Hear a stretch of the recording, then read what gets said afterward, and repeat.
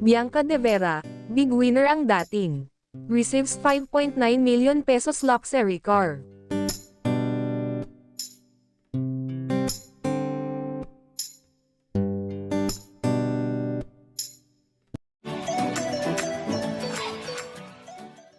Tila big winner si Bianca De Vera bago pa man naganap ang big night ng Pinoy Big Brother Celebrity Collab Edition, July 5, 2025.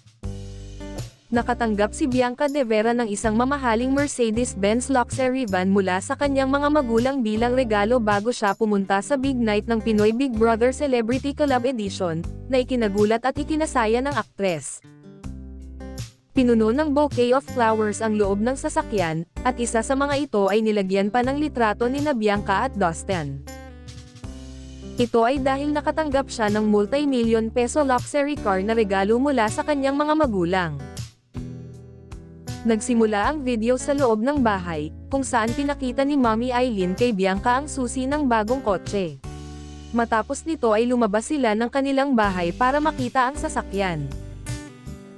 Paglabas nila, tumambad ang elegante at bagong kotse, na puno ng bulaklak at mga regalong galing pa sa kanyang mga tagahanga. Agad na niyakap ni Bianca ang kanyang ina at nagpasalamat sa sorpresa. Nagpasalamat si Bianca sa kanyang ina sa pamamagitan ng pagyakap sa kanya ng mahigpit. Natuwa rin ang young celebrity dahil punong-puno ng mga bulaklak at iba pang regalo galing sa kanyang mga fans ang loob ng kotse. Blessings talaga mommy sila, sabi ni Bianca tungkol sa kanyang mga tagahanga. Ang aktres ay masayang nagpasalamat sa kanyang pamilya at mga taga-suporta, at sinabing isang malaking biyaya ang pagmamahal na kanyang natatanggap mula sa kanila, kasabay ng pagbabahagi ng inspirasyon na natamo niya mula sa PBB journey niya.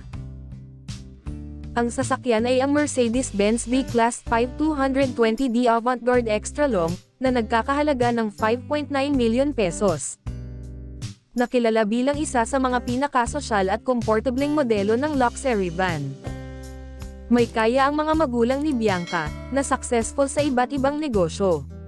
Si Mommy Eileen ay isang importer at may connection sa fashion industry. Ang ama naman niyang si Mon ay may malaking negosyo na nasa life safety systems industry at isang professional race car driver.